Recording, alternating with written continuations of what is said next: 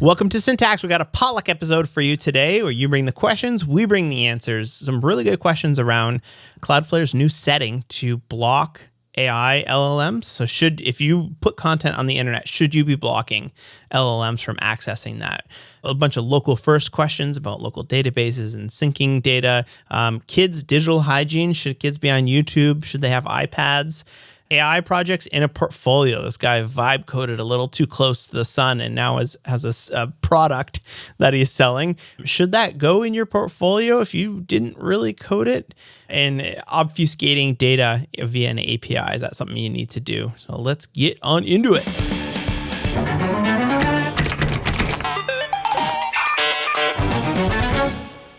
How's it going today, Scott? Hey, I'm doing super good. We were talking about WebAwesome before this recording, and I was telling you that WebAwesome got into my brain in a very funny way this morning where I had to check on WebAwesome. I kid you not, for no reason in particular, I had a dream last night that was about like web components. That was like WebAwesome is officially like complete, and I was like, oh yeah, I'm gonna just dump WebAwesome and everything now. WebAwesome, for those of you who don't know, it's like a collection of web components, formerly like based off of like Shoelace was a collection of web components, like UI components, carousel, avatar, yeah, slider, rating, tabs, just modals, and it's great stuff. I was a Kickstarter backer on it, but. Yeah, I woke up this morning being like, oh, I can't wait to check out that WebAwesome full release. And then I was like, wait a second. When was I looking at that? I wasn't looking at that. And then it hit me that I was in a dream. This is my life, apparently. I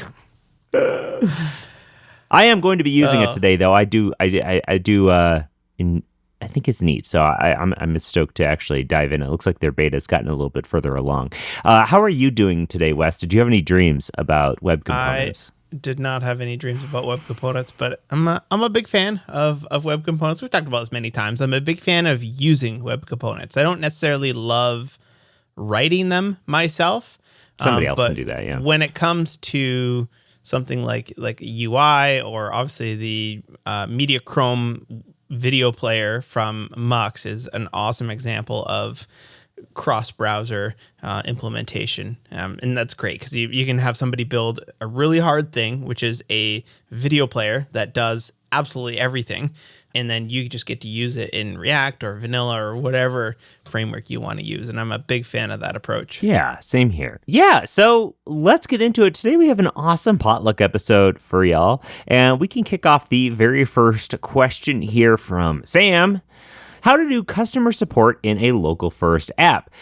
So they're asking really, how do you even consider doing customer support when the data lives locally? So a customer support rep will typically log into a customer's account and view and change their data, but they are only seeing a single customer for up to 1 hour. Seems like this use case doesn't fit local first, but the alternative is to write a whole new regular backend front end for the back office app. You could share an agnostic TypeScript library for logic, perhaps, but a bit too much work, right? What do you think? So I think Sam might be thinking about this as being like, in our scenario, when we are trying to, like at where Sam works, when they try to debug someone else's app, they typically get access to that customer maybe like through what do they call that? Like you spoof it. You log in as a customer, yeah, you spoof it, but there's a word for it, and I believe it starts with an I, but the only word that's coming to me is improvise for some reason. You're pretending to be that user, so that way you can experience the app as that user. It's a very common way that people are able to access this. In fact, I just saw a thread on Twitter the other day where somebody was saying, hey, I just viewed the app as you on Twitter, and your feed looks fine.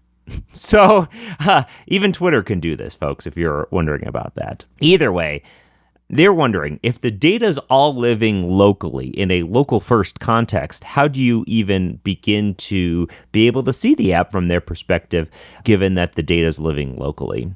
Now, so this is interesting, but ultimately, a lot of these local first style apps do end up syncing to a server, meaning that you should be able to still do the same thing where you are masquerading as that user, seeing the app with their data. It's local first, not entirely local, right? Correct. And if it was the case that it's local only, you should be able to have enough tests and robustness in your data that you can make sure that you're using the app, or you're using something like Sentry that is reporting back what's going on, or you're having error logs that tells you what exactly is happening in the application. So you shouldn't always just need that user's exact data to dial in on any bug. That said, many times in local first, that is syncing, right? If you're wondering why, or how people do this in general, I think the best place to look for general concepts would be like native iOS apps or native Android apps. Tons of those are using data only on the device, and they're debugging them based on crash analytics. They're debugging them based on observability, things like Sentry, those things to be able to understand where the errors are happening, not necessarily always just impersonating the user. Impersonating is the I word. Just impersonating. I just found it on BetterAuth because we talked about this in the BetterAuth thing, and I was like, yeah, I'm looking for it. I'm darting around impersonation session duration. Wow, that's a weird non-word recall right there. So that's how you debug this type of thing. You don't always need the user's data. There's a lot of other alternatives to masquerading, or I've already lost the word. Improvising. It's not the right word. Impersonation. Either way, impersonation. So that's it, Sam. Not too much there. Yeah. I think the important thing that you said there is things can break, and when it only happens locally on the user's computer. So this happens even with local storage, where you write a bit of code and you assume that, like, for example, often people will take like an object, they'll JSON stringify it, and they'll throw that into local storage. But for whatever reason, you throw something into local storage and it doesn't get stored as a string properly, right? It might just be undefined, and then you try JSON parse the string of undefined, and then it's broken, right? So what can happen there? Like I've certainly had that on my own website. I'll store the playback rate and whether or not the user has captions on or off. I'll throw that in local storage, and you assume I've assumed in the past that those things will always parse out to like a Boolean or an object with a rate property on it. But for whatever reason, maybe they changed it themselves. Maybe you saved it improperly. If it's not there, then the website will break if you don't have error handling in there. So what you'll want to do is catch those exceptions, and then you can send like a snapshot of what that data looks like along to your Sentry, something like that. And that's like the one like scary thing, because you can't just like refresh. Your code is assuming something is going to be there, but that's more of a coding problem, not just a local first problem. Yeah, totally. Exactly. Question from Will. I'm a freelancer and I have a few customers have done okay, but not well enough to quit my job to live off freelancing. I gave up applying for tech jobs over a year ago and decided I needed to build something significant with my skills to build my portfolio.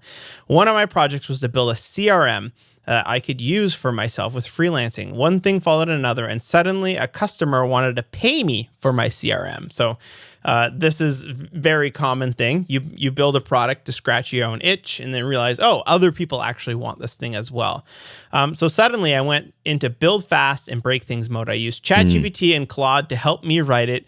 And now I have a decently early version of a CRM that's working well with the basics, and the customer is happy with the direction that's going. Using AI, I wrote the whole base site in like 2 months, and I've been adding polish for the last 3 months. It's complex enough. Like I feel like in times of 2022, it would have taken me over a year to build it and would have been a significant accomplishment for a solo dev. But this was supposed to be a portfolio project, and now I have an app that's 95% written by AI, and while I was just a babysitter and code reviewer. In your opinion, is this the world that we live in? Should I use this as a portfolio project? The back end is Python, and I can 100% go over everything and talk about what it's doing, how and why. The front end is React, and honestly, there is some JSX components that I know what it is doing and why, but the how is a little sketchy. I feel like it could be a gotcha moment in an interview. What should I do? So should I be putting this thing as a portfolio project. So there's two camps that I'm in here right now, right? Yeah. First of all, I am so excited that we live in a world where you can build something that you previously could not have possibly ever done in a sane amount of time or even at all, just not having the skill. Like, hell yeah, I love that. But on the flip side is you just generated like a whole bunch of technical debt where I don't think you should in good faith put customer data in something where you have admitted that things are a little bit sketchy, right? There's been tons of stories. Every week you hear about a new thing where there's a database has been left open, something gets deleted, there's security issues, there's all this type of stuff. So I think what's going to happen is that these apps, like I've certainly built my fair share of like vibe coded apps, and then I'm frustrated. Like right now, I'm working on this LED grid thing with the ESP32, and I vibed a little bit too hard to a point where I just scrapped so much of it because it was such a mess, and I felt like I couldn't get out of it, So I just scrapped it and rewrote it mostly by myself. So those things get really hard to maintain. It gets really hard to solve bugs, performance problems, and I do think AI will get better at those things, but at least right now, it's going to be a very hard thing. So the question, that really wasn't the question, but the question was, should this be a portfolio project? I don't know that this necessarily matters or is not going to matter for much longer because people are going to lie about this stuff regardless, right? People are already using AI to do interviews, to be able to nail questions, to the take-home exam is pretty much a dead thing right now. The coding assignments, all of these things, I think are dead because everybody can spoof them. And it's really hard for people hiring to be able to suss out who's real and who is not. So if you are looking to get a job from this type of thing, I would probably say that it was partially done with AI, but I don't know that the portfolio is going to be a huge push unless you can clearly prove that you know exactly what's going on. And if they were to bring up your code base and say, hey, explain how X, Y, and Z, or explain like a problem that you hit, or explain how this React component is handling drag and drop. And if you're not able to do that, I think a lot of people are moving back to in-person interviews specifically for this because you can suss out the people that don't actually know what they're doing. Yeah. Quickly. Yeah, that is a whole thing with AI that I think people who have a long career in programming will notice much faster than people who don't know what they're doing or have much less time, is that things can appear fine on the surface, but there can be such a rat's nest of code brewing if you don't know what's happening. If you're not, like, if you get too much into vibe mode, as you said, like your weekend at Bernie's-ing it, I think that's like, that to me is like you vibe too hard and now you are weekend at Bernie's. You are Lomax. You are getting carried around. You have no idea what's going on in your application, and it's just kind of gotten out of control. Like I see that all the time with apps that people have pushed that are clearly AI, and you can see it sometimes as like, oh, this is a weird overflow text issue or something on their landing page. Or and the then purple. Have you heard about the purple problem? Where it's just using the same purple color, or what? You just you ask AI to make any website, and it's always purple. I think a lot of that comes from like the Tailwind examples, but it's very hard to make it not build a website that either looks like Bootstrap or is very, very purple. I can spot those layouts a mile away too, and like you can tell if if someone has no experience because they'll push stuff live and it's just like, yeah, you got it done, but at what cost? So there's an important thing to know is if you are going to be using these tools and you want it to be a portfolio project, you can use AI still, but you gotta baby it. You gotta monitor it very closely. You gotta be like, you have to act as that code reviewer and know exactly what's happening. The thing that I notice the most in my own work when I use agents or anything like that is like they'll slightly add some CSS here that might already exist here, and that CSS drift or that duplicating, that The repeating duplicating yourself. is the worst. Yeah. Yeah, I've had a problem recently where it does fallback. You tell it to Yep. do something differently, and it keeps the old code around. Totally. And then it says, okay, well, if that doesn't work, we'll fall back to that. And then before you know it, you've got so much of this just spaghetti code that it's very hard to maintain. Yeah, or even bad UI choices. Look, let's make this a modal or something like that. So Yeah. you have to keep a close eye on it. The CSS drift is a big one. The duplication is a big one. And to me, like being on top of those things is what takes it from being I dumped out some, slop to this is something that I created with the help of AI, not AI created while I babysat it, kind of, made sure it worked. From a business point of view, I think it's kind of awesome because like what you did is essentially you just found product market fit for something that you may not have been able to do.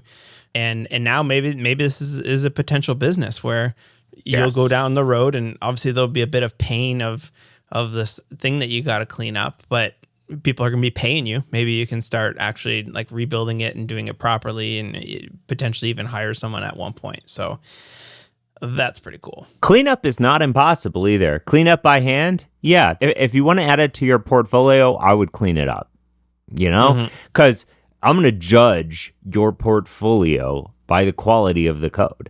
And if you don't know what's happening and I look at that and I see these are a lot of crazy choices being made in this thing, then I'm going to assume you don't know what you're doing. And that's not going to look good on you, even if like I use the app and I'm like, oh, this is kind of neat. I go in the code. I'm like, what the hell? To me, that would look poorly upon you. Even if it's like an open source project as well. Like if you throw that thing up on GitHub, someone would be able to like look at the issues and all of the commit history and see, were you just adding features, or was there is there some commits where it's simply just like I forgot no wait here, or like some very simple, some of those very simple fixes where it took you half an hour to figure out or an hour to figure it out, and it was just a little tweak. You know what's also wild too is I think there's a class of developer, and I want to say, I don't even know if I'm calling these people developers. They're like more like the maker type of person. I mean, not a maker, but like the serial hacker?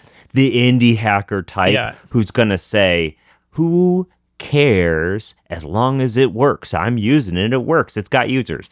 Well, folks, it matters, code quality matters, security matters, all these things matter. And, it matters for long term, it matters for the reputation of your work, it matters for the reputation of your company. Next thing you know, you're pushing on an app that has some sort of security hole that leaks sensitive information, perhaps like driver's license photos of all of the users of your dating app, like that one happened. So you never know. It matters, folks. And don't let these indie hacker types who are just all about wanting to sell their book about how I made $10,000 by shoving some slop into the app store. Don't let those folks influence you. Next question from E. I'd love to hear Scott's take on InstantDB and how it stacks up to other local first DBs. I just built a prototype with it and love it, but I want to know the pros and cons compared to others such as Zero or Electric. InstantDB instantly made me pretty stoked when I use it because I got a lot done very quickly with InstantDB. And people who have used something like Firebase or those types of things where it does a lot for you will really like InstantDB. It's got real-time stuff. It felt like, ooh, this is like very Meteor-like in terms of how easy it is to get up and running. The thing about InstantDB is that they're new, and when you are saying I'm going to use InstantDB, what you're saying is I'm placing a bet that InstantDB will be around as long as my project will be around. So if your project is just something you're hacking together or whatever, hey, InstantDB is probably going to be there. How long is DB going to be around? What happens if they don't get enough paying customers? It's $30 a month. What happens if that doesn't happen? And then they shut down. Then you got to figure out my entire app is engineered around this paid service that exists in the cloud. Now, I have heard that you can host your own InstantDB. There are no docs for that. I just checked somewhat recently, so if that's changed, it's changed very recently. I've been told it's possible, but you have to figure it out yourself. So there's that. Maybe there would be a community of people kind of self-hosting this thing at that point. But the big concern is that their funding runs out. They don't hit their targets. They get pulled. They shut down. And now all of a sudden you're like, what do I do? Where with something like Zero, it sits in front of a normal-ass Postgres database. Zero stops being developed. Well, one, you could just continue to use the latest version of it. Two, if you want to move off of it, you don't have to export or manage your data, put it into a new database or something. You just have your Postgres database and you own that. So to me, you have to weigh, is the ease of use and that kind of stuff worth it? Now, like I said, I really liked it when I used it, but it depends on, I was just building a demo with it and just something to think. Not that Instant is bad, it's great. But yeah. Mm-hmm. That's what you have to think about. This next one's really interesting. It's about kids and being on computers. So my fiance and I are expecting our firstborn this November. Congratulations. It'll be a while before he's touching devices and LLMs. It's wild to me that we're even talking about kids touching LLMs. But I was curious to hear what has worked for your families when it comes to digital hygiene. Mm-hmm. How do you teach them about devices as tools versus toys, or manage screen time or network controls? What vibes do you and your partners come up with? What worked or definitely did not work? Man, I could talk about this all day because I was certainly wrong about a lot of stuff. It's a constant battle. So all of our kids have iPads, and they love going on their iPads, but it's a constant battle. First of all, I've said in the past how much I like my kids watching like interesting YouTube videos. Very wrong about that. YouTube is awful. Bro. It is so bad. What happens is we gave them like the YouTube Kids app, and you're like, yeah, you can watch like a thing on like how to build X, Y, or Z, and then before you know it, there's like these like Russian kids playing with toys, and these obviously parents just milking their children for these videos, and then there's like these crazy YouTube shorts that are like meant to just control their brains and there's so much awful stuff on YouTube to a point where we're like, no, none of it. We can watch Mark Rober on the big TV. Yeah. And then that's it, because it starts getting away from you. And then before you know it, they're watching just like the most awful, like brain rot YouTube stuff out there. And I absolutely hate it. So Apple has a screen time on their app, which is also awful. I do not think that anybody at Apple has kids, because the management around what they can access, which apps they have, what webs, the being able to show you what websites someone can visit. It's literally a list of domain names. That's it. There's no other tools, and it's on your iPhone, like buried 9 levels deep, and it drives me nuts how awful the screen time is. I found I couldn't even get the kids to be able to turn on Netflix with their kid profile if they had like parental controls on. I was like searching everywhere. I'm like, how do I get it so they can watch Netflix Kids while they're on the airplane if I have the parental control setting? And it was like, you just can't. You got to turn it all off. Look, Yeah, the who's amount using of this times stuff? that I've It's just terrible. rage turned it off, or like Yeah. the ability to install an app and then the ads. I think I'm Dude. gonna turn on the like DNS level ad blocking. What's that I called? need to do that too. Pi-hole. Pi-hole. Yeah, I need Because to do that. Yeah. what happens is they have these games, and then there's like ads in the games, which I understand because like some of these games are like $40 a month or whatever. So some of the free ones we can watch, but then they put ads that are games, and they let the kids start playing the game in the ad, and then it's like, we gotta download this thing. This is awesome. Motorbikes driving over candy hills.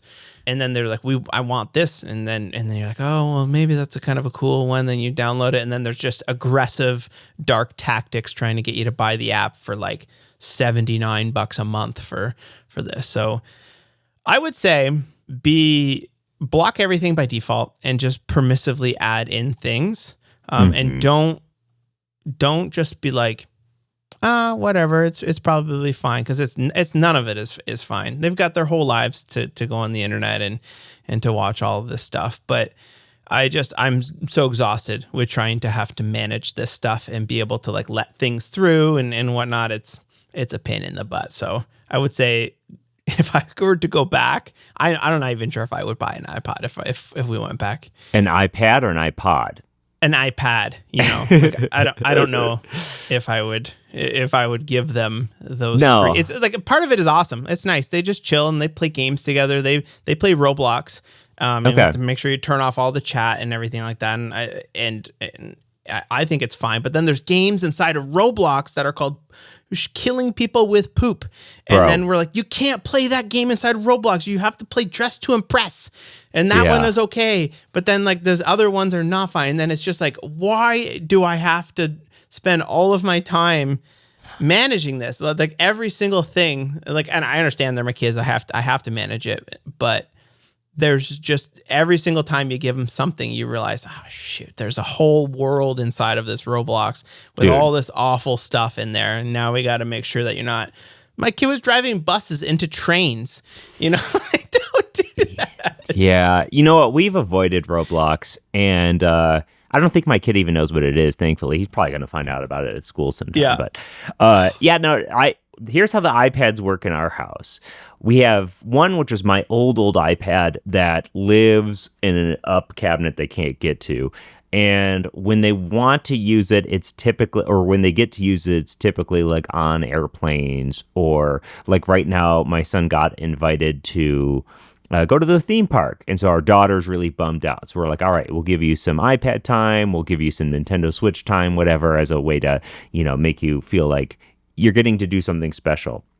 But for the iPads for us, we pretty much like turn them into media consumption devices only, like watching Netflix, or there's PBS games, or like a handful of games on them.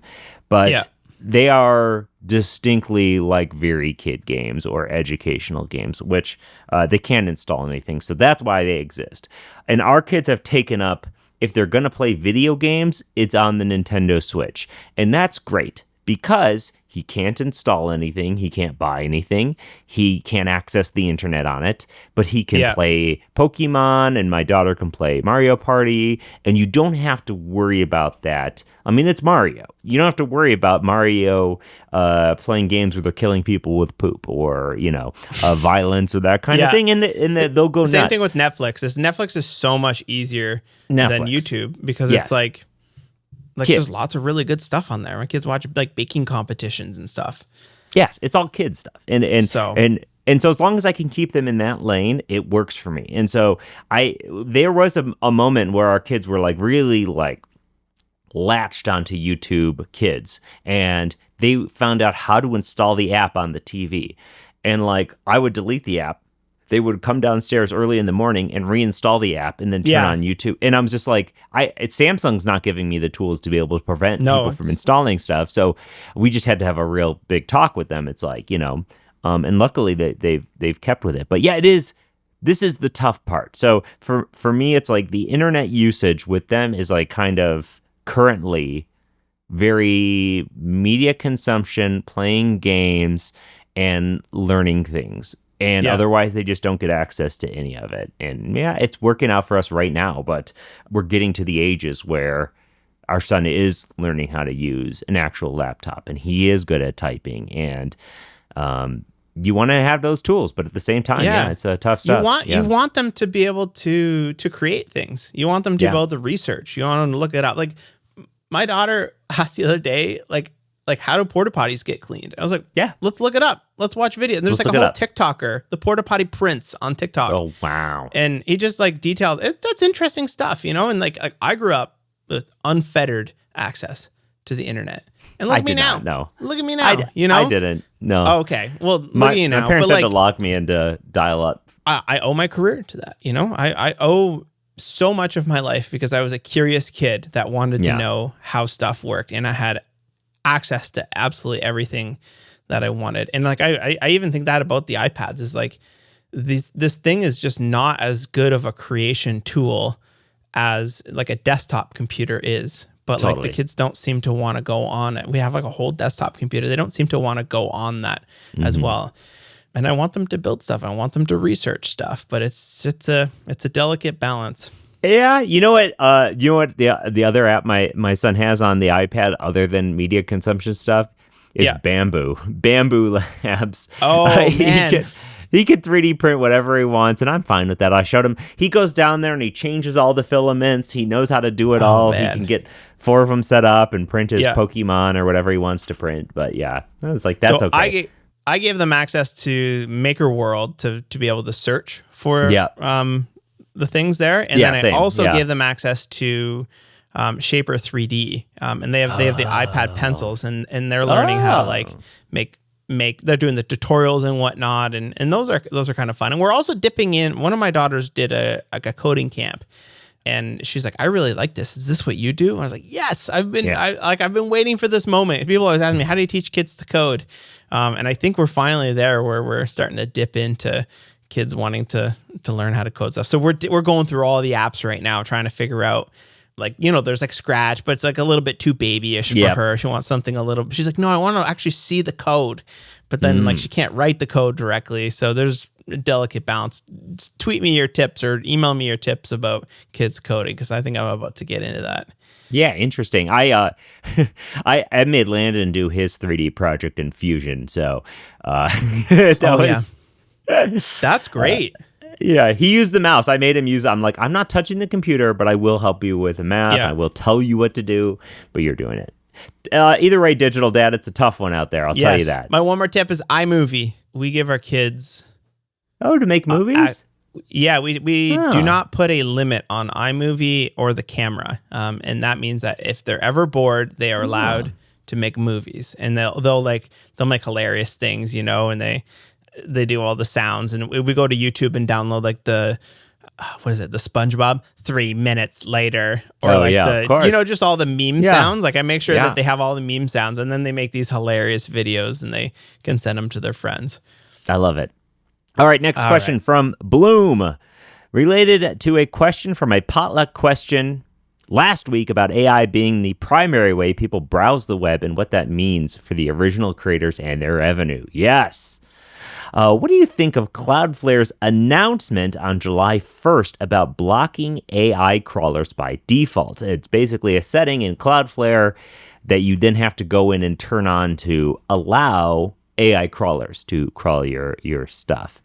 No, hold on. Let's stop it right there. This is not on by default. I thought it was on. Okay, sorry. There was a couple people on Twitter that said it was on by default for theirs, and I'm not sure what came of that. I think that was a mistake, but it is not turned on by default for all accounts. I went into my own account because I was like, I think I want AI.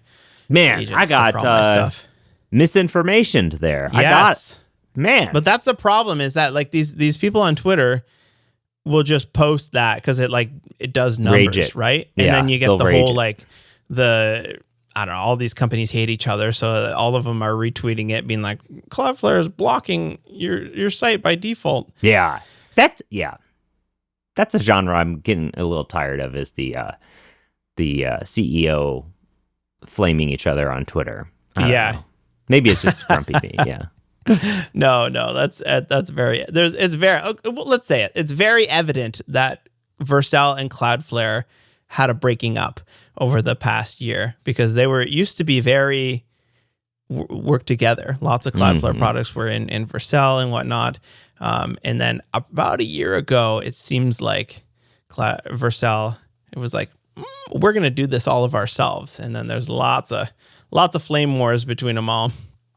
Yeah, no thanks. So what do we think about Cloudflare's announcement about being able to block AI crawlers? And so, like you said, it is apparently not by default, as this comment and my assumption says. So what do we think about it? I guess it changes if it's not by default. If it's not by default, then my opinion on this changes, which I honestly don't know if I have an informed, intelligent, deep opinion on this. For me, I get it from both perspectives. I, as somebody who has spent a lot of time creating YouTube videos, creating my own content that I've worked really, really hard to make over my entire career, would be extremely bummed out if an LLM has all of a sudden scooped up everything that I've ever said and then used that. But that said, I don't know if there's anything that we can do to generally stop that from happening. So on that podcast she's referring to, I said, you know who I want to get their opinion on this? And I said, I want to hear about Chris Coyier. Right. What he thought, because he built his entire career writing stuff and putting it out there, right? And he actually wrote a blog post in response to me asking, like, what are his thoughts on AI and content creators? And I'll link to the blog post because I think it was really well informed. But one of the things he said is it'll stop when there's no longer any incentive to do so, which is referring to creating content. But those incentives are various. Money is one of them. That was a partial motivator for me. Being able to support myself and my family partially through advertising content was important.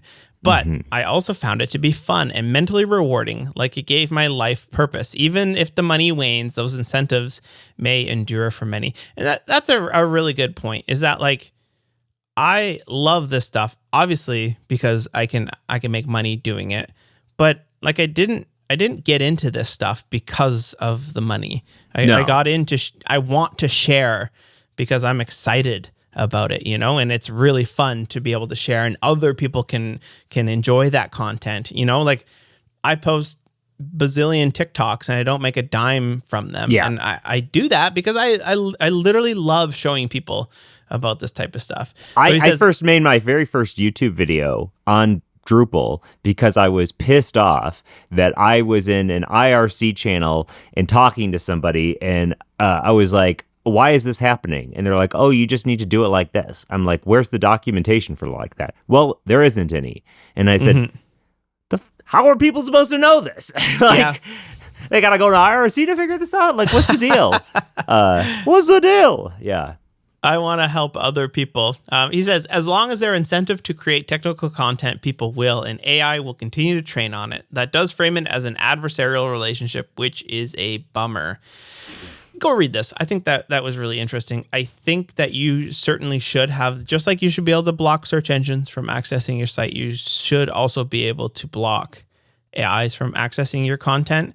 There's a whole nother camp of people who think that this is a stupid idea because why would, like, it's like blocking search engines. You want AIs to know about your content so that they can send it. And I think that's more if you're asking a business, like, what coding podcast should I be reading versus like, I just spent $20,000 researching X, Y, and Z, and now it just slurped it all up and summarized it. So I think it's a great thing that you can be able to block it. Will I turn it on? I don't think I will, because at the end of the day, I just love being able to share this type of stuff. And as a user, I certainly love when an LLM can slurp all this stuff up and give me the thing without having to read somebody's life story.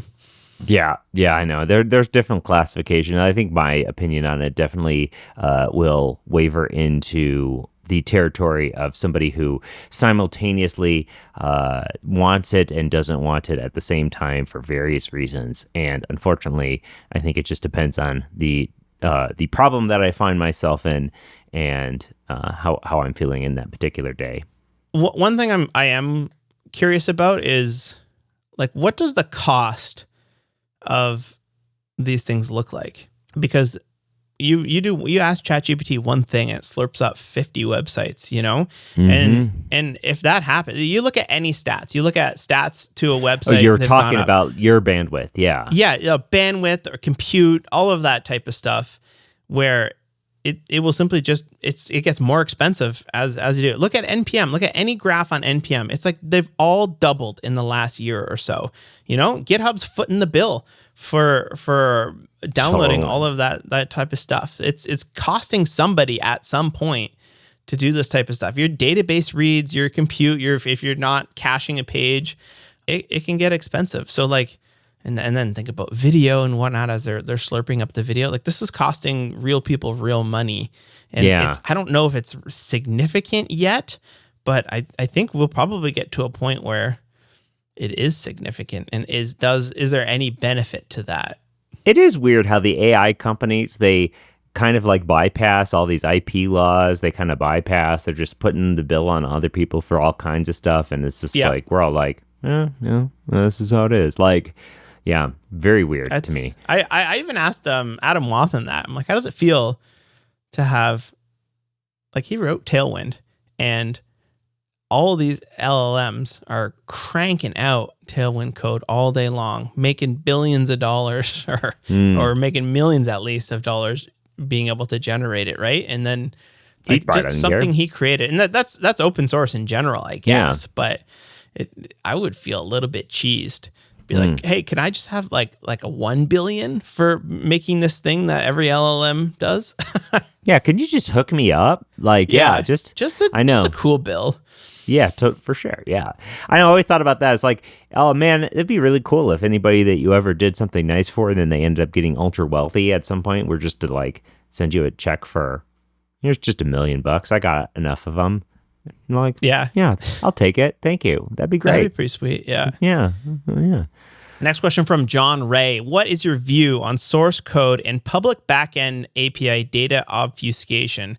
Is JavaScript minification sufficient, or should I also add the code? I'm not sure what he means there. Regarding the backend API, suppose I run a food recipe website with no user login, where the front end fetches the data directly from the backend API. Should I obfuscate or otherwise protect my data returned from the API? I'm worried that other consumers will essentially steal my data. What are the best practices in this scenario? Yeah, this is a tricky one, because you run an API with data, and you do that for your own website or for people who pay you to have access to it. But anybody can pop open DevTools and reverse engineer it. I've got plenty of videos on how to do that. I've done it myself quite a bit. And some websites don't want you doing that, because they don't want you simply just scraping all of their data or using their APIs in your own application, right? Twitter is super aggressive against that, although I got around it. And Instagram, very, very aggressive again. I got around that one as well. But like, it's a constant cat and mouse game, both because of the data, but also because of like, if they're like writable APIs, people use those to spam, unfortunately. Yeah. It's really hard. So I would probably say, don't do it until it becomes a problem, until you realize, oh, somebody is actually using this API without my permission, or LLM is using it to slurp up all of the recipes and put it into their own. What can you do? You essentially need to just create like session tokens, where when somebody tries to view something, the token has to come along with it. And in order to get a session token, you have to like load the page properly. So often if you'll try to like even accessing like JPEGs or something that live on like an AWS bucket, you have to first load the page, and then that sends off a request to get a token, and then the token comes back. So you have to make it a multi-step thing in order for someone to get it. Data obfuscation on an API, I don't know that you could do that because you'd have to de-obfuscate it on the client, and the client code is going to be visible. Public. Public. The problem is, John, is that if anybody wants to slurp, they're going to slurp. I mean, you can't stop the slurp is really what is the problem. So slurp, you can't stop it. I mean, if anybody wants to do that, they're going to. So can you protect your data? You can try, but there's if it's available on the internet publicly, it is available. Yeah.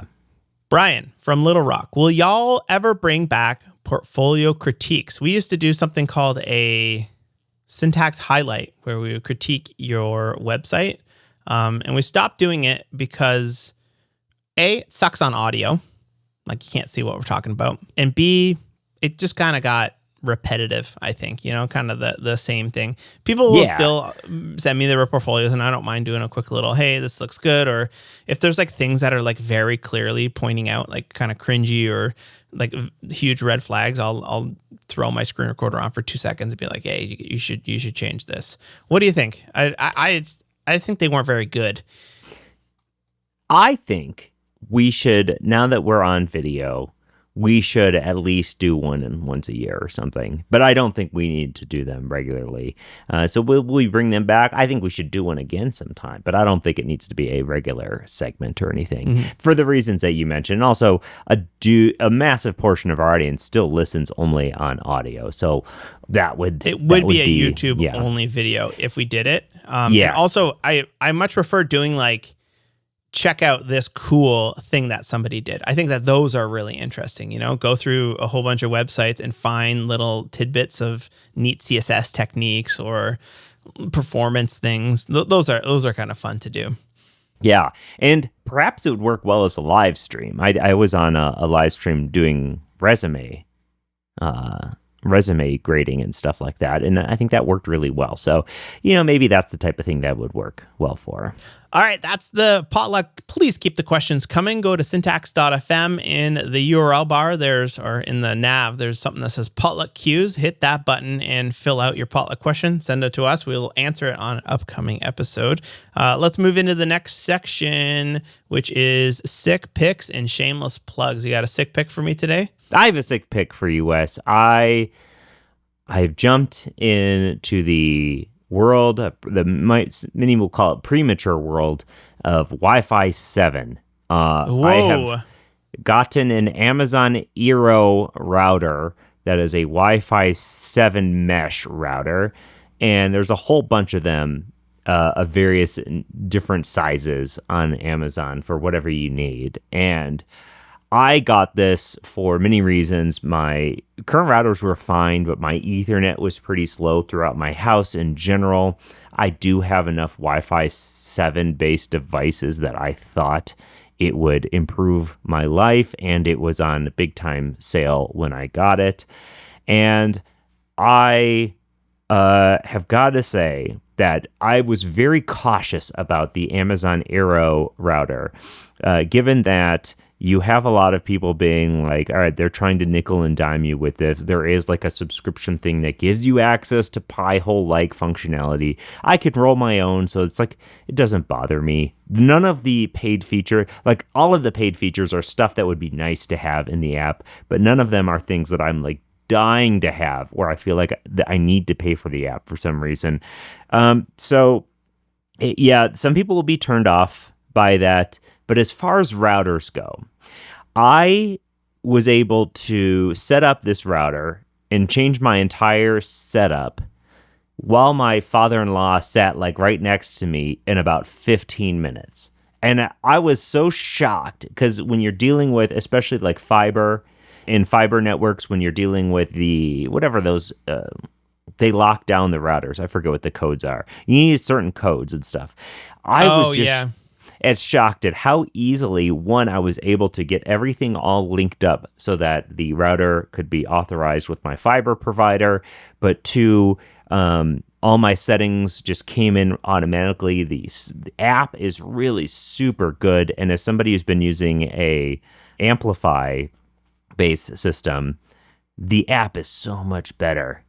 And I was just so like, man, this is actually what's up. That's what's up right here is this app was super good. So I'm happy to report that the speeds are tremendously fast. The Wi-Fi 7, the distance it travels is crazy fast. Really? Or Like crazy how large. fast can you get? Because I've got Wi-Fi 6, and I never hit anywhere close to what they're telling me you can get on Wi-Fi 6. Yeah. On Wi-Fi, well, with the Wi-Fi 7 router, I was getting 700 up and down over Wi-Fi. That's fast. Holy smokes. Pretty much anywhere in my house, it extends out into my office a lot better. Yeah, you That's can get amazing. faster than that. When I get the next iPhone, I should be able to get like 900 or gigabit on my phone via Wi-Fi anywhere in the house. Nuts. Man. Yeah. We were running into issues with our Wi-Fi 6 mesh where there were so many dead spots in our house. And I was like, okay, I either got to get another Wi-Fi router, but also the routers that we had didn't support wired backhaul. So that was a huge pain in the butt. And these ones support wired backhaul. Oh, so it's just mesh, right? Yeah. So Yeah, you can have that essentially sucks. like a wired mesh instead of a wireless mesh as well. And man, it was a great experience. So someone who's very cautious about buying something like this that's owned by Amazon for for this type of thing, it's been a really nice experience, and it's removed like all of the pain points I've had in Wi-Fi in my house. So I did a lot of research on Wi-Fi 7 routers, and nothing really brought the amount of features that the Aero ones did. So That's great. I'm going to sick pick a plastic welder. This thing is fantastic. So if you've ever had something that is plastic and it cracks, you'll probably have done the whole like try to super glue it back together and then it just immediately cracks, or like you can epoxy it and it never works properly, right? So I got this thing that it was like $30 or something, and it takes my DeWalt batteries. I don't have it right now because my dad took it because he had a whole bunch of stuff he needed to fix as well. But the way that it works is it's a little like gun, and there's two prongs, and you get these little staples that are like squiggly. I'll have the editor throw up a photo of it right now. I just linked to a tweet I have. And then you turn it on and it immediately gets super hot, and you press it into the plastic, and then you let go and you pull it out. And then there's this plastic staple embedded in the plastic, and it works so well. We had a plastic wheelbarrow that had a massive crack on the bottom, and I put like 8 of them all along, and it's been holding up all summer. And then we had the bins in our fridge have cracked. And like you can't buy these bins anywhere, you have to like go through you go to like these websites and they're $700 for a bin. Buy a new fridge, couldn't find them anywhere, not even for $700. So I just plastic welded the whole thing back together. It's more of like a plastic stapler, and then you can get an attachment for it that is like kind of like a soldering iron smoothing tip that you can put plastic over top, so you can also make it watertight if you need to. Man, it's been a game changer just for, kids stuff. Plastic crap always breaks. It always breaks. How does your brain feel after using it? You you should not breathe. I guess it depends on like the kind of plastic it is. It's the same thing with the 3D printer as well. Some plastic is fine, but like a lot of it, like a lot of it is ABS, and that stuff stinks. So yeah, I don't know. Don't breathe it in. Just breathe. I love it. Cool. Well, that's all we got for you today, folks. I hope you enjoyed this one. You can join us on Wednesday for part 2 of this. Dare I say? I don't ever use the word epic, so I don't want to start right now. This awesome potluckathon where we have 2 incredible potluck episodes back to back for you. Let us know what you think about that stuff, and we will catch you in the next one. Peace. Peace.